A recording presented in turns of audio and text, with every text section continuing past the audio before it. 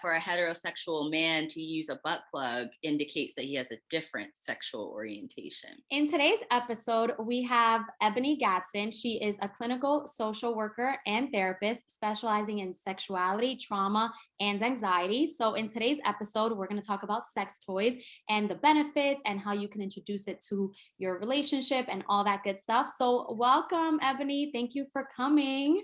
Thank you for having me. Excited to be here again. Yes. And so for those of you guys that don't know, Eboni actually came on to our podcast, What's Your Spark podcast, and she actually did a whole episode on this as well. So if you guys want to learn more in depth, you can go on Apple, Spotify, or wherever you listen to your podcast and go check her out. It's a great episode, and I definitely feel like I learned a lot from it. So I'm sure if you're in a relationship, or even if you're not, I feel like you'll learn a lot as well. So we'll just get right into it. My first question, what are some of the health benefits of using sex toys? So there's a lot, actually. I think the favorite one, at least from my clients and all the folks that I get to work with, is sleep. So a lot of people will share that they masturbate before bed. And I think that makes sense. It allows you to kind of get your oxytocin release, which is the cuddle hormone. It's the hormone that's released after you breastfeed, for example. So that gives you those like cozy kind of vibes, right? And it helps you kind of recede into slumber, but also just generally helps you kind of get your energy out. Like if you experience anxiety, that's great for kind of getting all those jitters out of your body. But I would also say, like in general, it helps reduce stress. So even if you're not doing it before bed, orgasms in general counter cortisol, which is the stress hormone. And so if you're like getting it on and, getting that dopamine release, it's going to directly counter the cortisol. So cortisol is bad for a lot of things. Cortisol is behind things like heart disease. Cortisol can be behind breakouts even. I mean, so many things. If you want to Google cortisol and say, what can cortisol contribute to, then you'll understand the true health benefits of using sex toys, masturbating, or having an orgasm in general. Wow, as soon as you said like right before sleep, I thought, well, this is your own melatonin, right? You don't need you don't need any melatonin pills to go to sleep. A great hack is to masturbate, right? Because then you'll be able to sleep like a baby. And I actually had no idea that it's similar to when you're breastfeeding. You mentioned that it kind of releases the same sort of hormones. Oxytocin. Mm-hmm. Wow, that's afterwards. That's definitely not during, but afterwards, after you have that dopamine rush from the orgasm, you're going to feel that. That's why usually after sex, you want to cuddle if you're having partnered sex. But even with solo sessions, you'll feel that kind of cuddly warmthness, and you can kind of swaddle yourself in your blanket and lull yourself into sleep. Yeah, it's interesting because I definitely feel like it's some sort of relief once you've done the deed, whether it's on your own or with your partner, right? Because you feel like, wow, I was feeling really tense and now I'm just, I don't know, loving life. So it definitely makes a difference in reducing stress for sure. And now I know a lot of couples sometimes have the question of, well, how do I communicate this to my significant other that I want to start using sex toys? Because I think like the immediate reaction usually from the man, it's like, well, am I not good enough? Why do you need sex toys to get off? So exactly. So usually what I say in session very playfully to kind of like get the angst out of the room is like, no human dick can replicate a vibrator. Like that's just an objective truth. Don't even try. So that's not about you. That's not about what you can't do. It's just like, you're not a vibrator. That's okay.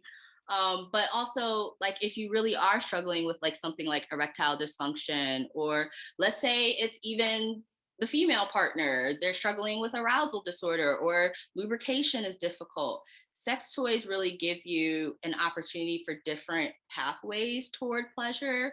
So that way we're taking the performative aspect away from sex. Sex is about play. That's always what I say. Like if you're in therapy with me, you'll hear me say that a lot. Sex is how adults play. And so the minute we make it a performance, the minute we make it like, oh, there's this like desired outcome, there's an objective we're trying to strive to, there's an end game, then it's not fun anymore.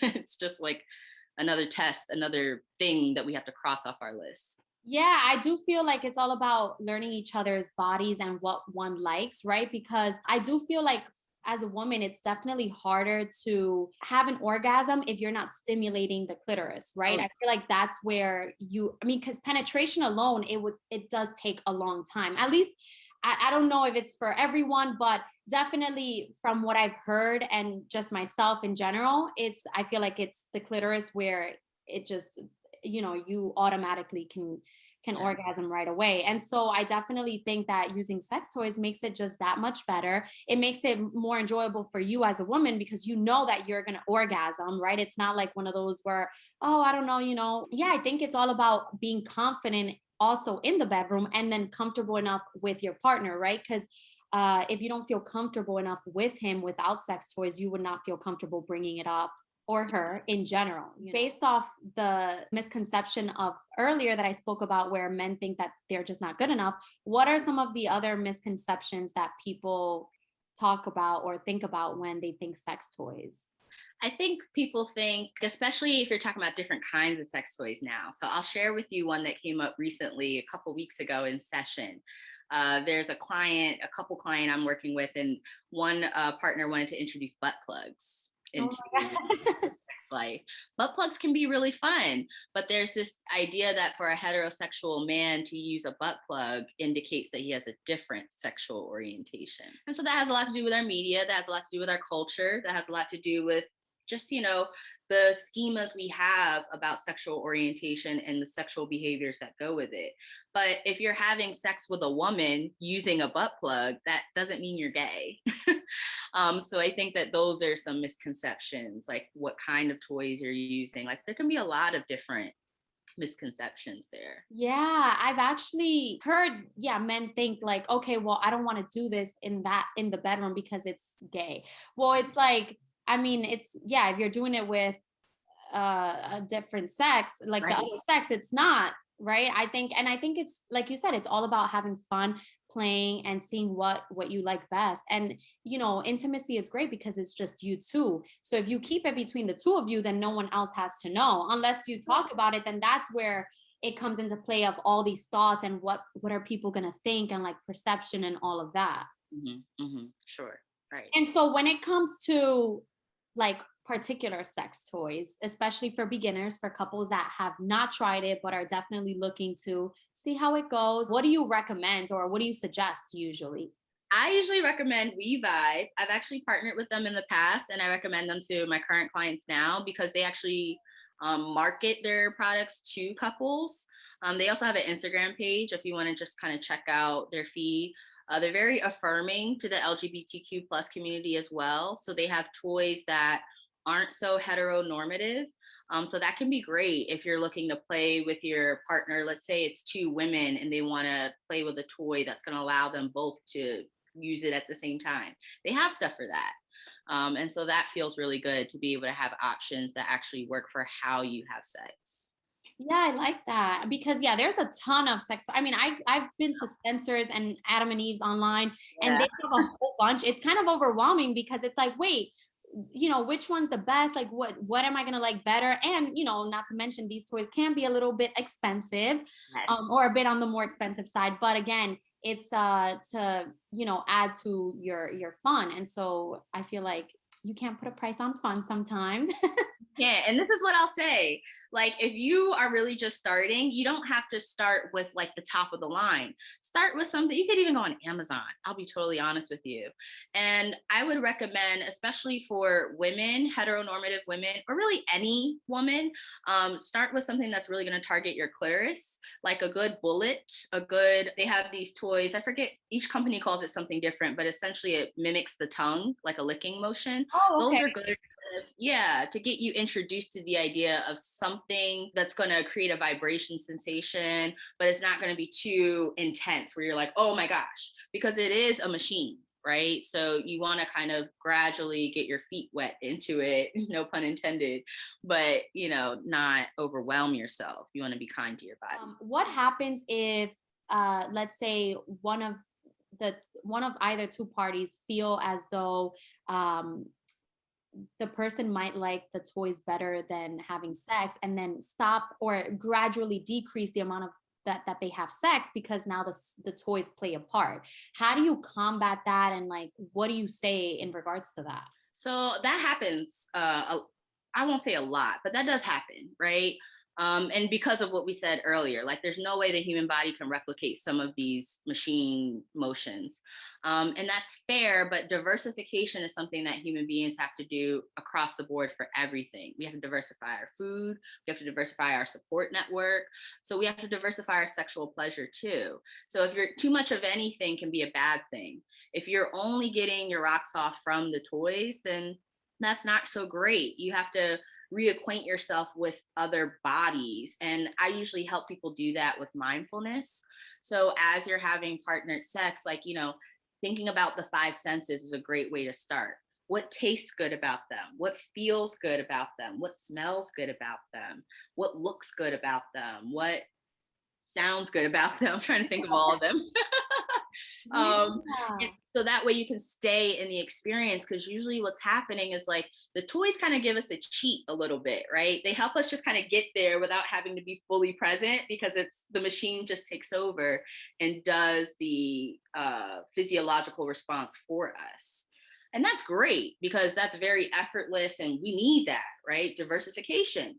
But we also need to be able to feel connected and really sensual with our partners. Yeah, so there's definitely like a balance, right? And then when it comes to you as a therapist, Mhm. curiosity with couples, if someone is coming to you for uh I guess sexual purposes, right? To get their intimacy levels to be better, or, I don't know what scenarios, but Yeah. just from a standpoint of like, how does that process work? Just for anyone interested, if they're in a relationship, right? And they feel like they would need someone like you to be part of their journey, how would that work? So for couples, I usually start by having both of them come in, which now that it's, post COVID, we would come like this in a virtual space.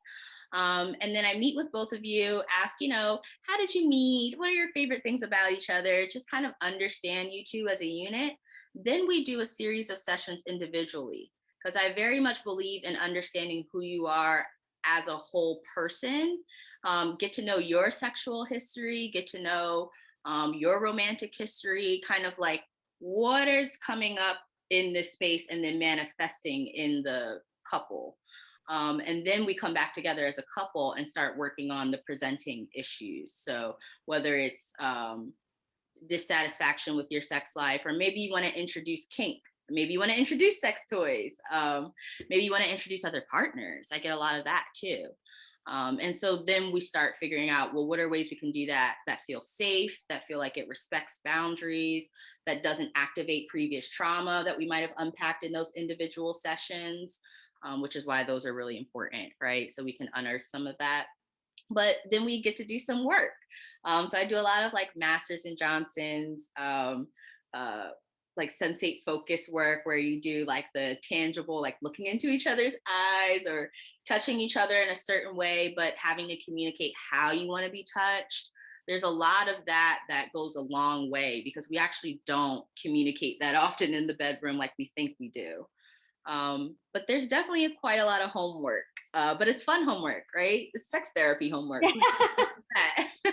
I feel like no one would be more excited to do homework than this type of homework, right? This is not the typical homework that you think of when you're going to college or high school. This is actual interactive homework where you guys get to explore each other, right, on a deeper level. And I do agree with you that we don't often express ourselves in the way like we want to be touched and whatnot. And more so, I feel like it can also be an awkward conversation, and Yeah. you don't know, if it'll hurt someone's feelings, right? We're always trying to protect people from their feelings, but then again, we don't know how they're going to react. So we have to just be vocal about it. And, communication is key in anything, right? Any type of relationship in life, whether it's intimate, friendship, all that stuff. Yeah, yeah, right. Wow. So, I mean, this is definitely such an exciting conversation, because I feel like a lot of people, sometimes feel bad if they're masturbating, or sometimes feel bad bringing up this conversation. So now you know a little bit of how you can have that, and,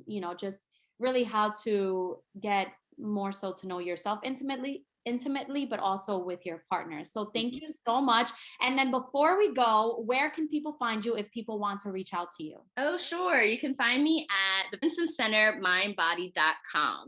Not all of that. But you can also find me on Instagram at Eb After Dark. I have a link in my bio actually to that same website, so that might be easier. But yeah, you can follow me. I post a lot for other therapists. So if you're also a therapist looking for tips in case sexuality, trauma, anxiety is not your specialty, I'm willing to, provide some tips. I consult. I do a lot of that work too.